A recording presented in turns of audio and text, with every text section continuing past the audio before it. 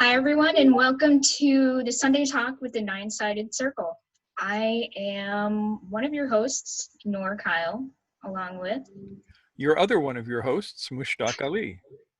And it is April 19th today, and we're going to be talking about resilience. But first of all, we have to give you the YouTube spiel. All right, listen up, because I'm not going to say this twice.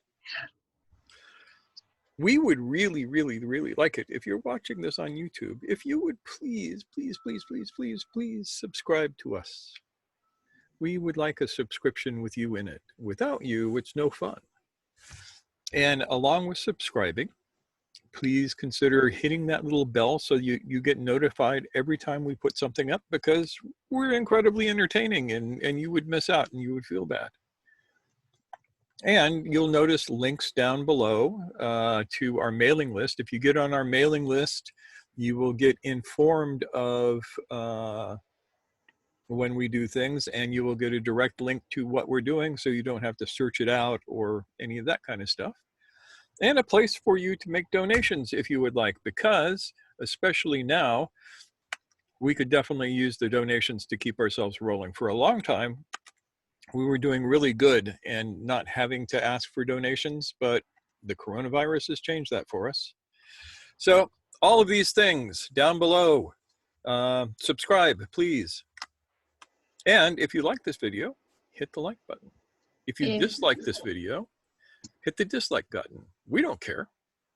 We'll take all feedback, good or bad. So, there we go.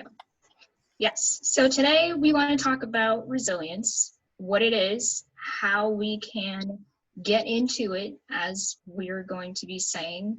But first of all, we were thinking we would like to just take a minute, just like we did last week, to do a minute or so of breath practice together. And Mushtaq's gonna get us, he's gonna lead us on that. Yes, just as we did last week, we are going to use an auditory cue, not that.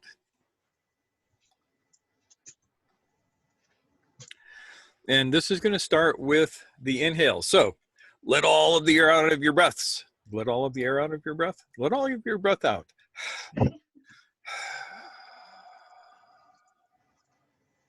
And start. Inhale.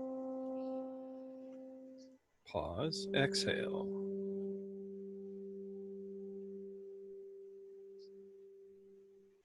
Pause.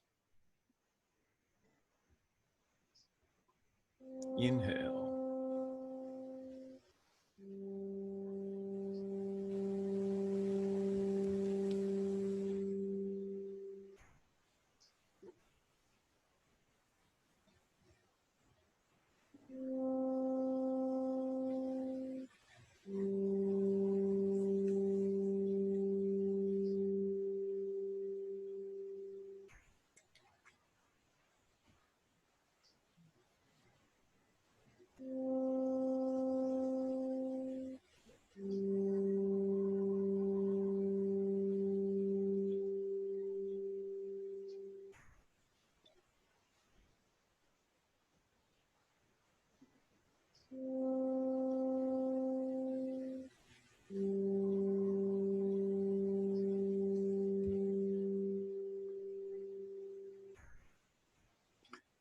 And there we are, a moment of breath. Take it, Noor. Yeah, so the way we want to define resilience today is, after we admit a friend,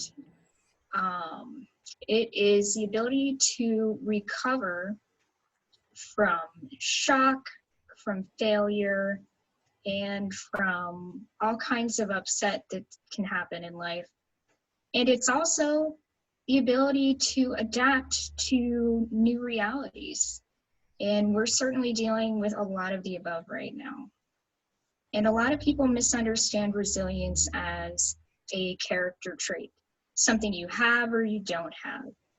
And we want to push back against that narrative, because we personally believe, and also according to research, This is something we all have the capacity to cultivate. And this is really important because that means that we don't have to give up hope if we're struggling. It's possible for us to get into a place where we know how to handle whatever we're going through in a way that's going to get us through it. What do you want to say, Mushtaq? I want to say that resilience is, I want to explain to you what it is and what it isn't. These days, a lot of people talk about things like anti-fragility. And we're not talking about that. You can't define the opposite of fragility by going, oh, it's not fragility, it's anti-fragility. It doesn't work for me.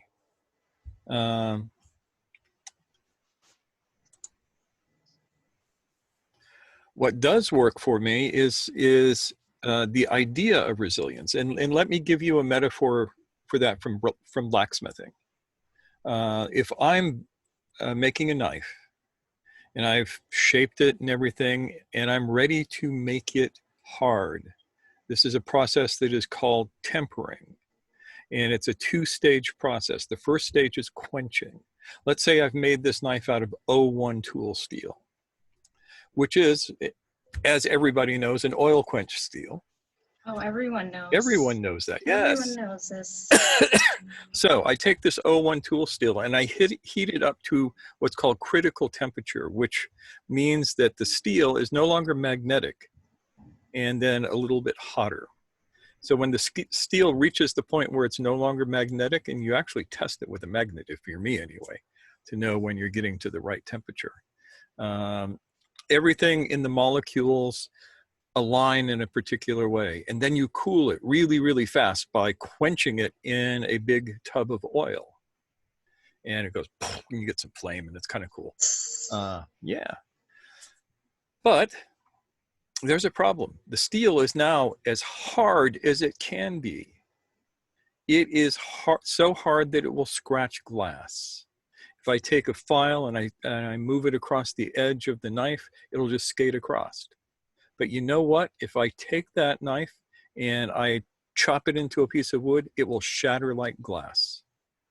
It is fragile, hard but fragile. So I have to take that fragility away through a process called tempering. Tempering is a process of heating the blade to a certain temperature and letting it soak in that heat for a while, and then doing that again and again, sometimes as much as 5 times, so that what you get is a blade that is tough and resilient, hard enough to hold an edge, resilient enough to survive the impacts that a knife will take. People need this process too.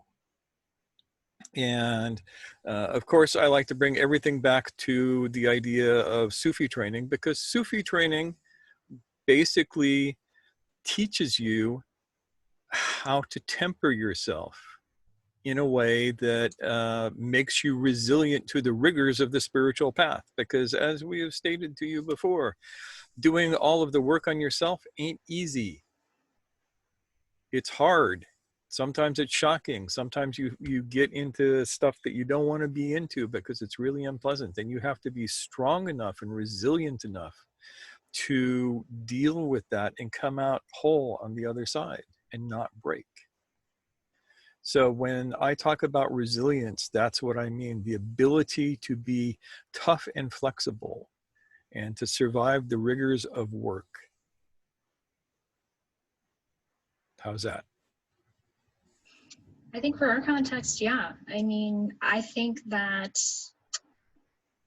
this experience of going through the rigors, shall we say, to use your word, of enduring uncertainty, enduring risk to our health if we're an essential worker. I mean, these are things that are real test of our ability to be resilient.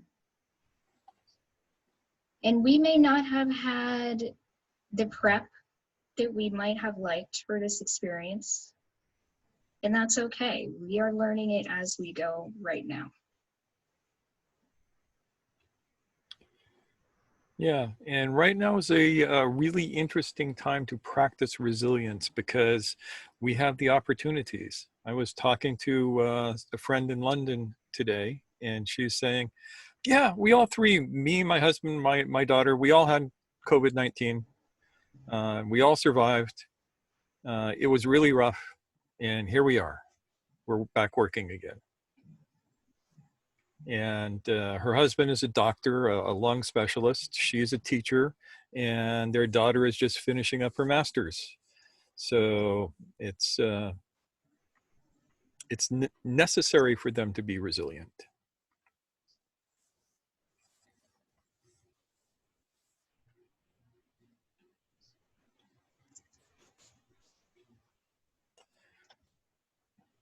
So the big question is, Noor, tell us, what can we do to become more resilient? So, we have a list of everyday things, things that are going to be tied into what we do as Sufis, but they're also going to be tied in things that we are dealing with in our everyday lives. So these What are we do going, as humans. yeah, exactly, yes. So one of these things is going to be, as we know, the ability to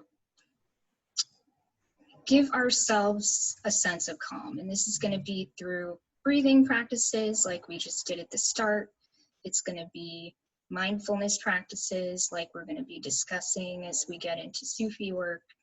It's also going to be modeling appropriate behavior, like setting an example for our family members that we might be huddling in place with, for children, for friends online, that kind of thing. Like we have to do our best to put our best foot forward, to be calm. And another thing is the ability to maintain that calm comes from the practices, but it also comes from having clear expectations and rules in place. So this is going to mean like being clear about what we need from the people that we're living with. How do we make sure that we have the space we need, if we can manage it, just to have a little bit of quiet time, a little bit of downtime, creating structure, routines, even if we're struggling with that because we've lost our job or we're out of school. We have the opportunity to create our own routines and to maintain them through a little bit of daily practice in making sure that we make time for those things. And if we have a child, that means giving them choices. That means giving them opportunities to experience having a little bit of not just independence, but self-determination, because that's going to help them feel more grounded as well, in addition to having a routine. Expressing our feelings. I mean, that can be really tough right now when things are boiling over, because we know right now it's like a pressure cooker at home. But it's important that we name what we're going through, because once we speak it, that's almost like a release valve. And if we can do that with kindness, all the better. And this helps us develop communication skills too. How can we express something in a way that it will be received? Sometimes that takes a little bit of trial and error. If it takes practice, that's okay. If we can allow each other space to make mistakes and to come to it with good intentions, we're doing the best that we can do. And keeping connections alive, making sure we all feel a sense of belonging by connecting with friends, connecting with relatives. Maybe we're feeling a little bit of estrangement, but now is the time to reach out. Now is the time to break through those things that might normally make us feel a bit, reluctant to reach out. And sometimes that can be as simple as, we haven't talked for a while and I'm feeling a little awkward about it. Why not challenge that right now? Of course, if you have relationships that are more explicitly harmful, that's a different story. That's not what I'm talking about here. but it's important to make sure we stay socially connected even when we're experiencing physical separation.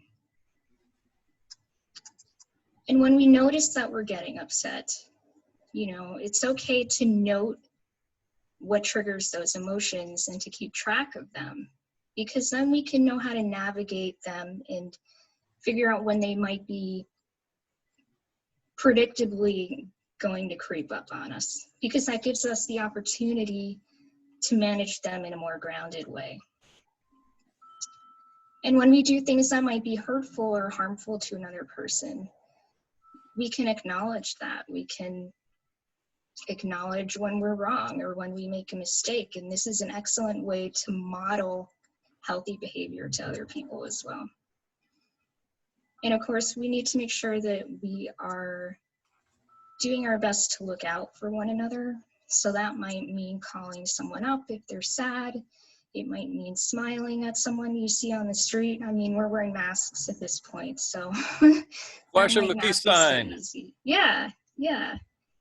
And showing each other respect and committing to this common cause that we're being put through right now, with needing to protect ourselves from a virus and protect each other from the virus. That's a way of showing respect.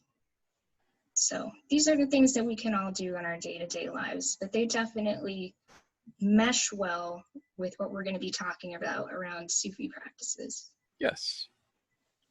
Yep. So, first Sufi practice, be in your breath. You may have heard this before, either here or someplace else, but I will tell you again. If you have control of nothing else, you can have control of your breath most of the time. So be in your breath. You can do the practice that we did at the beginning of this, which is what we call our basic breath or our fundamental breath. And that's very, very simple. You actively exhale using your abdominal muscles. Long time.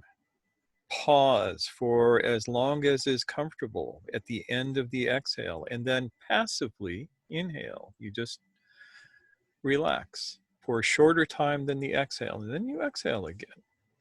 This has the advantage of focusing you, and it, according to science, it calms the vagus nerve, and it allows you to lower your heart rate and lower your blood pressure and do all of this wonderful stuff that is good for you. Yeah. So And the first thing that you do is breathe. Carry on, Nor. we did a video about that this week. So I think what I'm going to do is, when we post this on YouTube, I'm going to add a link to that in the description so that people can check back to that later. Yep. Yep. Yeah, we'll give you all sorts of links at the end of this and down below and above and all that stuff. Yeah, all that stuff. The second thing that you can do is, while you're breathing, you can practice gratitude. The reason for this is that you have a certain amount of choice in what you focus your attention on. And if you focus your attention on the stress that you're experiencing, you will move towards that stress. If you focus your attention on gratitude, then your mind will move in that direction. It doesn't mean that anything objectively is going to get better, but it means you get better. And the practice of gratitude is a very, very old traditional Sufi practice. We like it. We like to remind ourselves how grateful we are to the universe, to God, to everything, for making life so amusing, giving us challenges.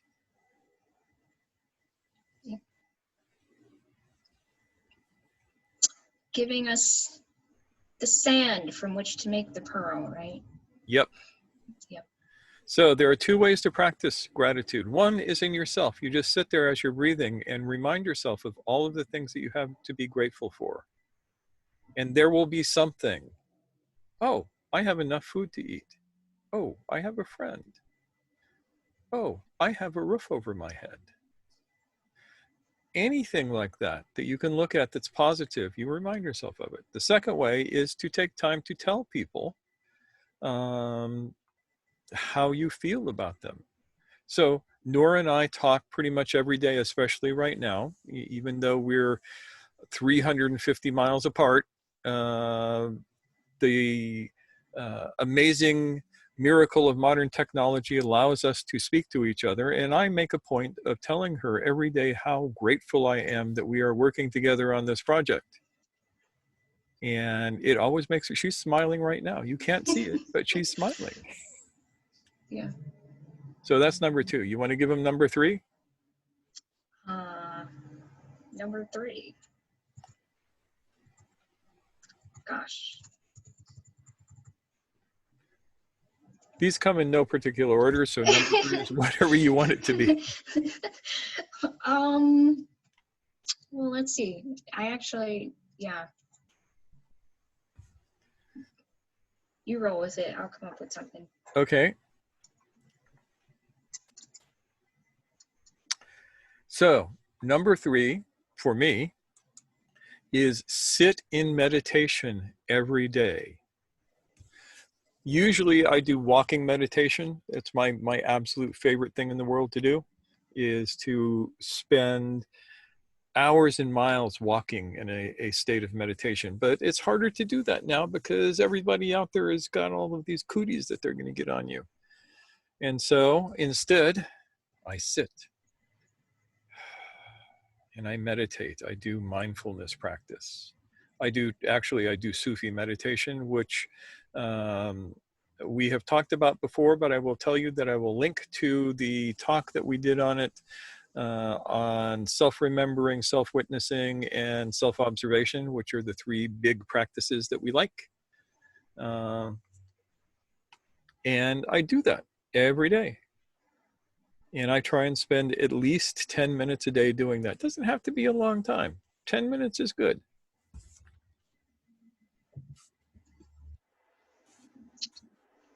Excellent. Yeah. I think number 4 for me would be seeking a sense of community. I mean, we talked about this in our Way of the Nomad, about how community is such a critical part of our spiritual path, but I think it's just as important for the time we're finding ourselves in. People who we know have our backs, who are going to be supportive, who are able to help us witness the things that we are grateful for, who help us not necessarily ignore the bad. That is not what we want, because that is equally important to witness, but people who feel comfortable witnessing the positive as well. Yeah. And that leads us to the idea of making sure that your connections are solid. Mm-hmm. Like I said, Noor and I talk pretty much every day. You know, our connection is very, very solid through this. She knows that if she's feeling something and she needs an ear, that I will be here for her, and vice versa. And that's important. And we've said before, reach out to your friends, connect with the people that are in your community. Right. Make sure that you cultivate those connections. They're like flowers. You have to water them if you want them to bloom. Especially, I mean, not only, but especially the relationships that are going to keep you motivated to practice resilience.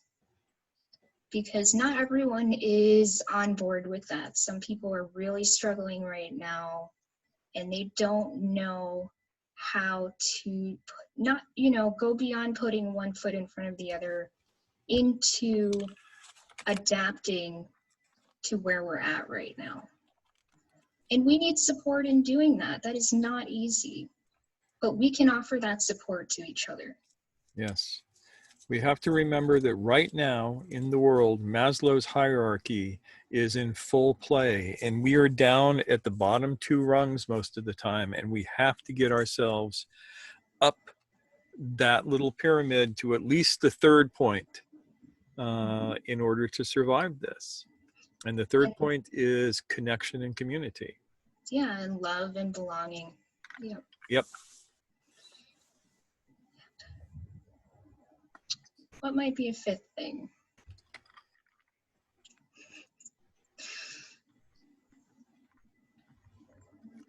Well, it goes back to the meditation, self-observation.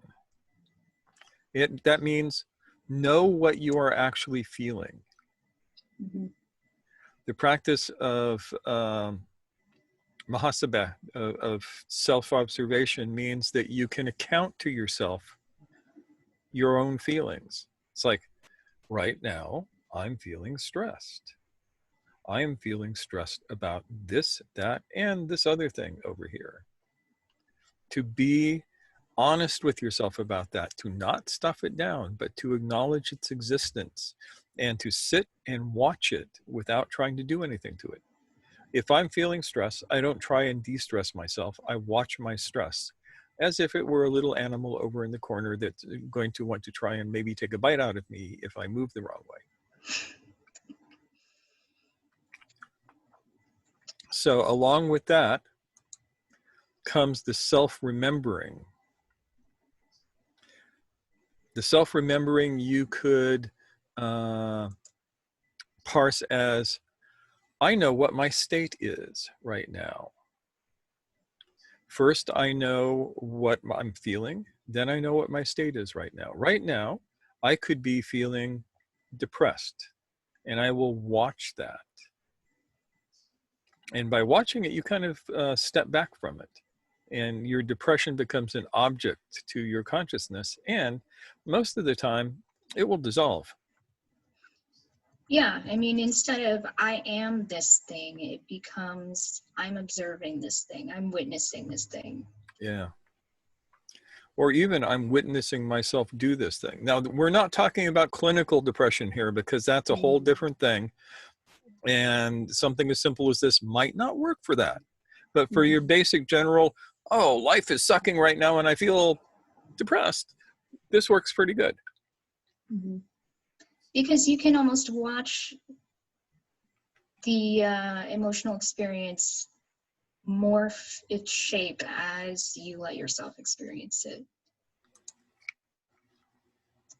I know that I've experienced that personally. And sometimes you might be holding that space for a few different emotions at the same time. And then there's that third bit, which is self-witnessing. Witnessing yourself as both individual and universal. Mm-hmm. Experiencing yourself as connected with the whole. Being safe in your experience of the universal connection. So that's kind of the Sufi look on things. Yep. So shall we open this up to questions, or do we have more things to say to everybody? Well, my thought is I would love to hear how you all have been practicing resilience. How have you been getting into resilience? Before we do that, I forgot one thing that is actually utterly essential. Oh, okay, go for it. Hold that question, guys. Hold that question. This will just take a second. Do exercise. Yes. Move your body every day. It doesn't matter if you walk in circles around your living room. Just move. That's incredibly important. Do not let your body stagnate. Don't just sit and turn into a blobby thing. Anyway, so why is that important, though? Let's share that. Why is that important? It's important for a number of reasons. First and foremost, exercise makes you feel better. Mm-hmm. Doesn't have to be like, oh, I'm going to try and beat my personal best on the deadlift. It's more like today, I have a pair of 5-pound dumbbells that I can use in my confined space, and I just move them around. I make my muscles flow. I get blood flowing in my body. Yeah. I do a little leg work with it, Right. and it cheers me up. It releases happy mood hormones. Yeah. So think about what you can do with your particular body and work with that. Just get moving somehow.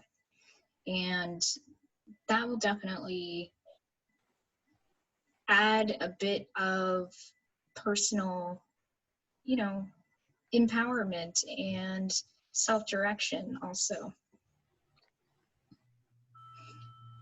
So, yeah, I mean, all of those things definitely tie into what we talked about in terms of Sufi stuff, Sufi disciplines, and spiritual growth. And yet, they also feed into this idea of cultivating resilience. Which So, we all must have. yeah. Mm-hmm. Right now, the powers that be would like us to be fragile. That's my take on all of this. Why is that? Because people who are fragile are easily controlled. Mm. And we're in the midst of a very graphic demonstration of the shock doctrine at play in the world today. How You would you know, define that? I know we've discussed it a little bit before, but I the hear that shock, term. the shock doctrine is using disasters, man-made or natural, in order to stress out a population enough that they will be willing to accept totalitarian control. Mm. And Hungary is one example of this. All of a sudden, boom, they have a dictator again. The Philippines is another example, and the United States is another example. Yeah. Trump is quickly moving into the position of dictator here. And we're just taking it because we are not resilient enough. Yeah. Aaron says taking advantage of the situation. Yep. Yeah. I mean, you can see this on smaller scales too. When people feel traumatized and they collect and bond over that trauma, it's easy for everyone to get into this hive mind state where everybody kind of just assimilates and people can gain some kind of power over the situation and take advantage of the community in that way. Yep. Yep. So go to YouTube or someplace like that and look up the shock doctrine and Naomi Klein, who was the person who first wrote about it. And you can see what's happening in the world today. But that's neither here nor there, because as Sufis, we know that this happens all the time. Mm. And you need to be resilient so that you can survive it intact. Yeah. Yeah, I mean, it also gives you the space to, to not be taken advantage. It gives you that separation, that sense of intactness within yourself to not get sucked into that. Yeah. So, are we ready to open it up, Mushtaq? Of course. Yeah. So again, I just want to ask you guys, how have you been practicing resiliency? How have you been getting into resilience? What's been working for you guys? Yeah. Cherie, I'm calling on you because I know you have some answers to this. That's because I'm just the chatterbox. What have I been up to? Everybody's doing the decluttering thing, and all the op shops in Sydney are starting to say no more stuff, no more stuff. We don't want any more stuff because we can't go shopping yet. So one of my friends had bags of toiletries from airlines and hotels. So I said, I know, it's just the charity who wants that. They build up little packets for women in refuge and homeless people and so forth. And then she gave me 6 garbage bags of toys. And I'm thinking, where do I put those? Do I feel brave enough to take this on? And I'm thinking, yeah, chip it in. I'll find a place. And I gave myself the goal. You cannot take any of this home. So I thought, okay. So I just had to really think, I know this single mum, this person. And I delivered them all the toys out, people who wanted it. and got rid of the lot. And then I started, when I got home, I was getting text messages saying, it's like Christmas morning here. Thank you so much for thinking of me. And I'm thinking, that was so simple. I mean, I'm not an amazing person or something, but you just got to think, all right, there's opportunity. Where is the opportunity in my business? Where is the opportunity? Is God, the universe, giving me a nudge in the back and saying, you've been going at this long enough in this direction, but you've become a bit stale. So you need to go off in another direction. And my resistance is epic. And I have to just like, boy, wake up. This is actually the push you need to try something completely different. And I've had the most fun with different people, working with different people on Zoom, wherever, and even just reaching out to people. It's been terrific fun. And if anything about building my own personal resilience is knowing that the stress I'm experiencing, if I indulge that, it sucks the vitality out of me. So what am I going to do about that? I don't like that feeling. Don't go there. So what do I do? Yeah. Something fun. I mean, that kind of echoes, thank you for sharing that, Sheree, and I'm glad you had such, that's such a like multi-layered experience of someone giving you something, then you passing it on, and so many people benefiting from that, because the energy that's just been transferred through that chain is going to benefit people further on, the children, the families, because people are going to be in a positive mood, whoever they interact with online, on phone calls. I mean, that just goes on and on and on. So that's great. It's the rippling, and it doesn't cost anything. No. There's no cost. And it's just understanding that this pen, if it doesn't get used, is stagnant energy. It's stagnating, waiting to be moved somewhere. So if I can be given an opportunity to collect certain things or just anything, what can I do to make it more active? And that's one of my little projects, is how can I make this vital? It makes me vital when I find something to do to bring that vitality somewhere else, because there's a lot of whinging. I love that word. A lot of complaining. I think, oh, for goodness sake, pull yourself together. And they're just like, oh, well, okay, all right, yeah, it is tough. But I guess with the weather disasters that we've had here, plus the bushfire, plus the drought, plus then there was a big wet, and then you just think, oh, well, that's life. And that actually builds resilience. If you can embrace the challenge of getting knocked down and getting back up again, you feel really good, because you think, I got this. I got this. Yep. Yeah. We talked about the energy that's produced by just little successes, right? Those build on each other. Yeah. So thank you for So mentioning Sheree, that. would you say that it is fair to say that you have been developing your resilience through service to your community? Yes, absolutely. Yeah, and I've that's had what the it good sounds like. fortune. It's the good fortune of coming from a refugee family. Yeah. Because I was talking to you about this on Sunday, well, your Saturday, that when you come from a place of lack, you have to find your abundance. You have to find it. No one wait. I love that saying, stop waiting for the cooked chicken to fly in your mouth. You can sit there and wait all you like, and you can hope all you like, but hope is not useful if you're not going to take action. So, you think, okay, I can make this particular thing have another role. It doesn't have to have the role that it was made for. So this shirt I'm wearing, I got given it out of an op shop bag. It's actually somebody's high school shirt, but I needed a bit of protection because I'm going out to go weeding again.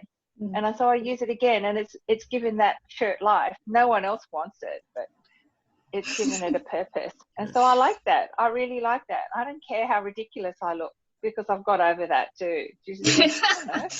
Yeah. One thing that we know is that if you have a garden, you need clothes that are grubby. Mm.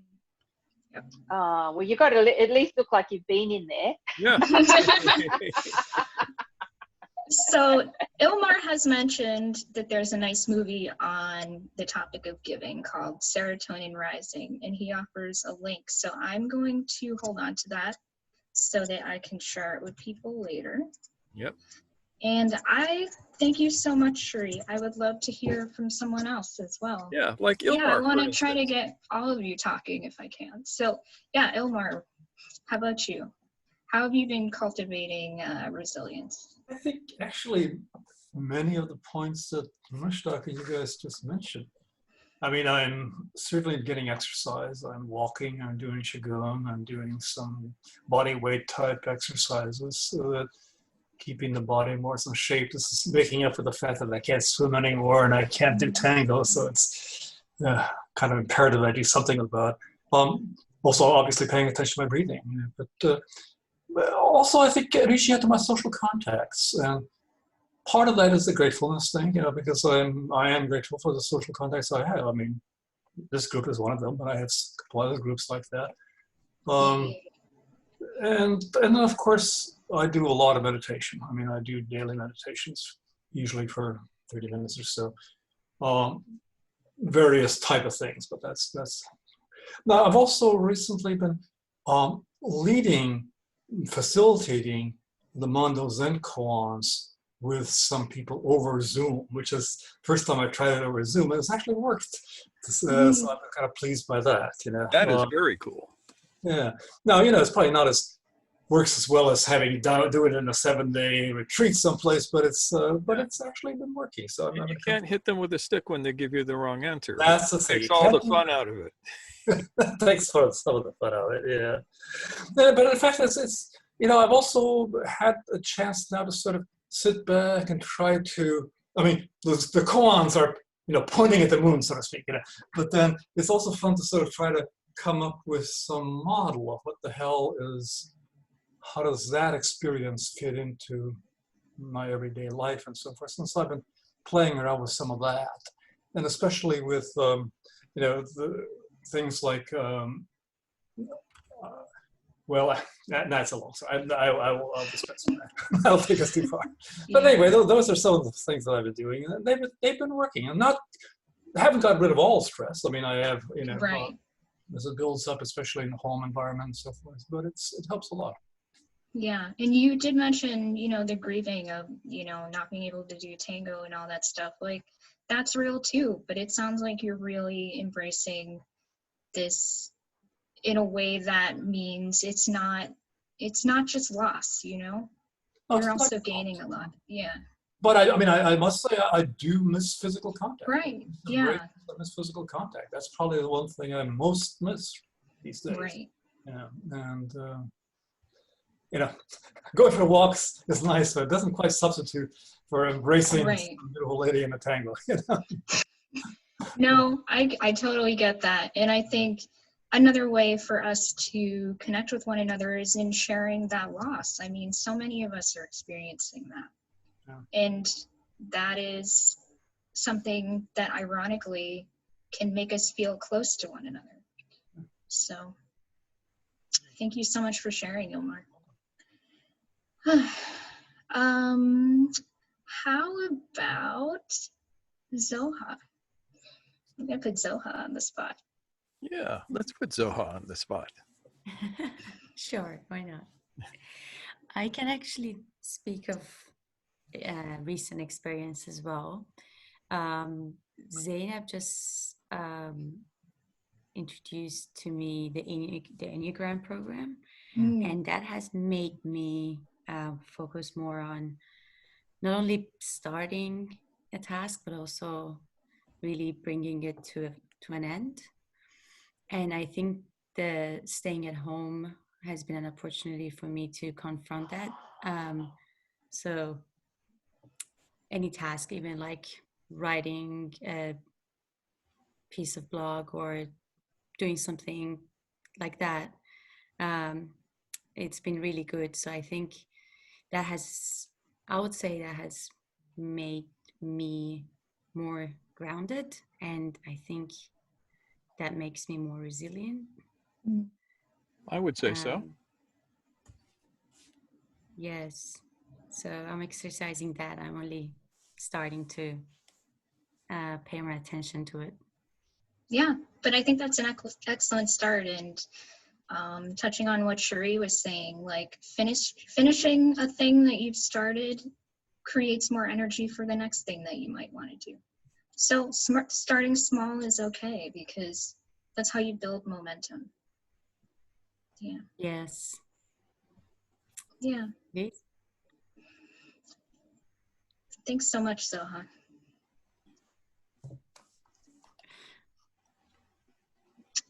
Nancy, are you about to say something? You look like you're about to say something.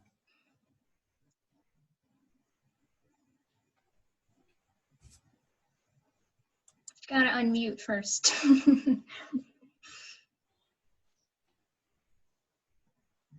Okay, here I am. Here you are. Yeah. Well, I guess a lot of it has been doing Qigong. It's possible that being sensible online is actually a useful discipline and being somewhat helpful. And I'm realizing, you know, just in this conversation, a thing where I can and should be more helpful. What would that look like to you? Well, the particular thing is I wrote some things about a low-skill massage technique that's fairly powerful. And a friend got in touch with me. She's got these physical problems that could probably be helped by something. And I was realizing I wasn't giving her credit for the things she was doing for herself. And I need to do that. That would probably be a great way to support her, yeah. Yeah. Well, I think it's awesome that you noticed that, you know, like that's such a critical part of building really supportive, appreciative, loving relationships, is recognizing not only how can we help the other person, but how can we acknowledge and honor how they're helping themselves. Yeah, part of it is I grew up in a low praise environment. Right, yeah. So this is something I need to work on. I think that's completely understandable, yeah. Yeah. Also, bear in mind, Nancy, that inherently you're kind of a nice person. You are, yeah. And people will, well, speaking for myself as a people, I enjoy the time that we spend interacting. You're fun to talk to. There are people out there who would probably really enjoy talking with you. Yeah, they exist, and I do talk with them. Yeah. Yeah. And that is an important service to the community. Yeah, I mean, I've also had people throw me out of their life for being too clingy, so it's like some care is required. Yeah. But I do think of myself as a specialized taste. Those who like me, like me. Yeah. We do. Thanks. Yeah. Glad you're here, Nancy. Now, who can we pick on? How about, hello, Megan. Welcome to the Nine-Sided Circle. Is Megan your friend? Yes, Megan is my friend, and I don't know if Megan wants to join in, but Megan's certainly welcome to She do is that. welcome to join in and to say anything that she wants to say. And I see the microphone coming on. I'm excited. Yeah, I don't know if I have anything to say. I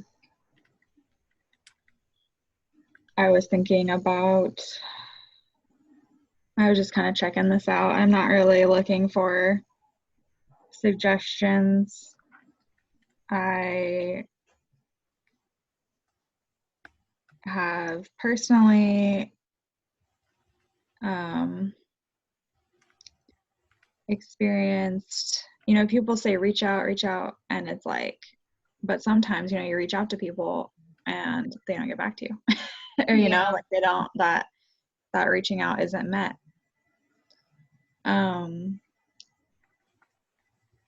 And then it's like, well, Yeah, that's real. that doesn't feel good, you know? I Right. mean, I think that I was really kind of struggling with that for a little while, and more recently I've kind of, because I think I was also like limiting myself to certain people that I had a sense of closeness to, but then maybe it was like leaning on them too much or something. And recently I've been reaching out a little more to other people more, and that sort of seems to fill in gaps, but I mean, that's reality. You know, you can't control if you reach out, if people are gonna reach back. Right. Yeah. Well, Megan, you are quite welcome here, even if you don't have, even if you're not looking for suggestions, because if you have answers, we have questions. We will give you full detailed questions about anything that you can answer. It's not like we're the smart people and everybody else is here, you know, listening to us. As Ilmar will tell you, everybody gets to challenge us. Yeah. What role do I play here? But in any case, Megan, I'm glad you're here, and Yeah. I'm glad you reached out to me. So, yeah, exactly. Hearts. Yeah. Megan gets hearts. So, it's totally cool if you just want to sit and watch too. Yep. But as for the rest of you, you get to be put on the spot. So, Ms. Dakeem, how are you? How have you been cultivating resilience?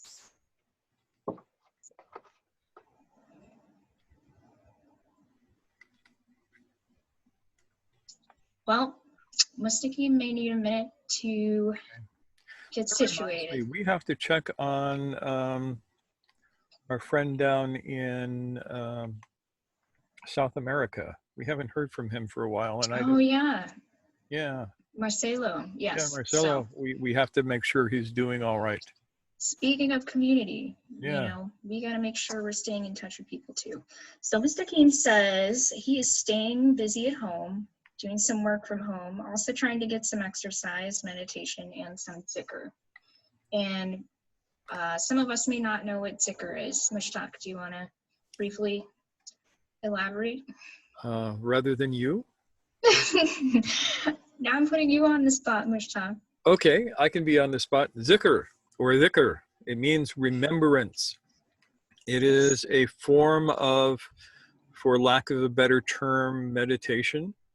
And it's connected to that self-remembering thing that I was talking about, though it is not, it's more self-witnessing. Mm-hmm. And it is being in a state of remembrance of reality. Yeah. Let's just say that. It has its religious connotations and its secular connotations. And for our group, we focus on the secular rather than the religious. Yeah. Because there's plenty of religious people out there. The world doesn't need more religious people. So that's that. What about you, Aaron? I know you're going to need a minute to type. So I think I'm going to hold that space for you, and I'm going to bug Zainab. Zainab, yes.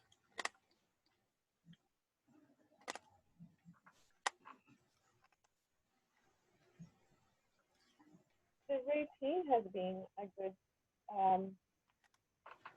foundation for me recently. Like, You may need to speak up a little bit, Zainab. Yeah, you or might get have to closer just to get the closer. microphone. Yeah. so the routine has been a good exercise for me. Sleeping early and waking quite early before kids get up. It's like starting the day with purpose and not giving in to the situation. But specifically this morning, there's so many things to do, but my head was spinning around. I don't know which one to start, wasn't feeling well. I started just writing down the tasks that I need to do. it brought me back to my center and doing one by one and going through it through the day.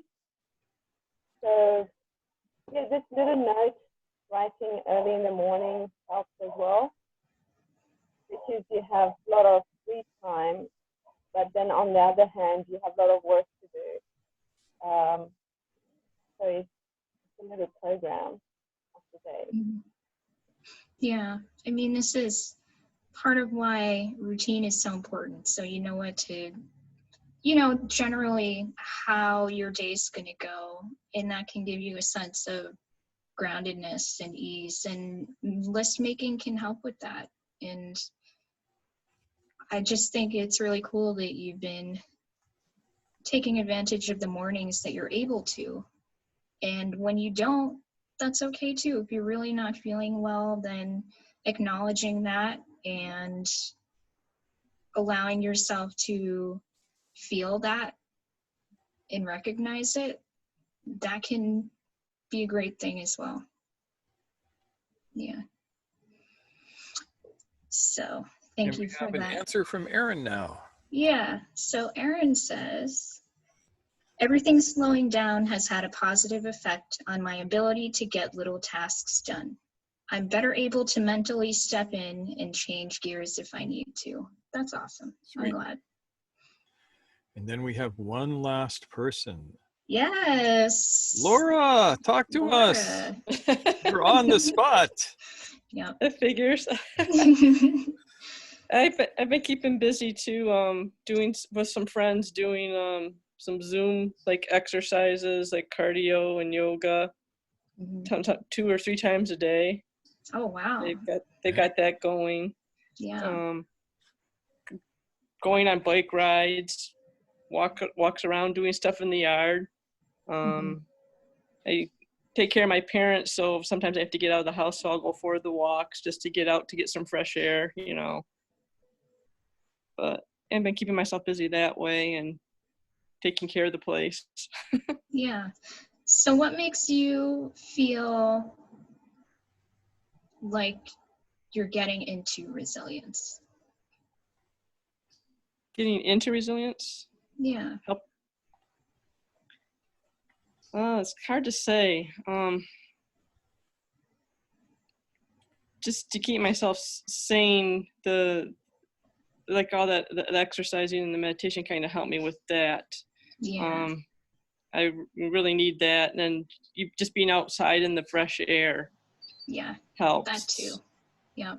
For those of us who are able to do it, it seems to be very helpful. Like I know Ilmar has his backyard hiking trails and stuff, and Megan's been doing some adventuring in her neighborhood. I got to vicariously experience that with her.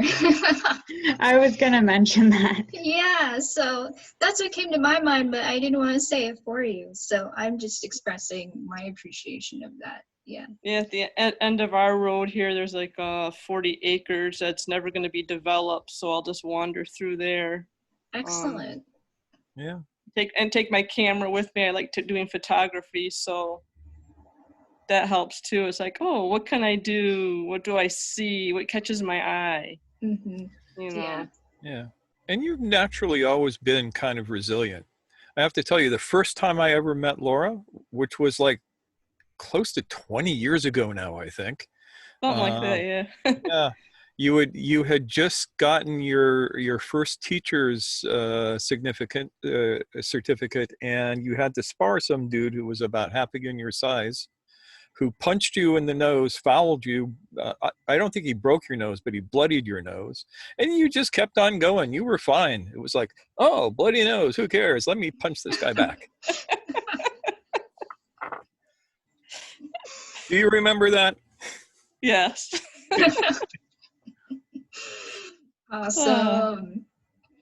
So yeah, I mean, another source of resilience I'm hoping is our space here, because that's what we're striving to be. Yeah, to help you guys and to help ourselves in the process as Cherie was saying being of service helps her stay resilient, helps her get into resilience, and that's true for us too.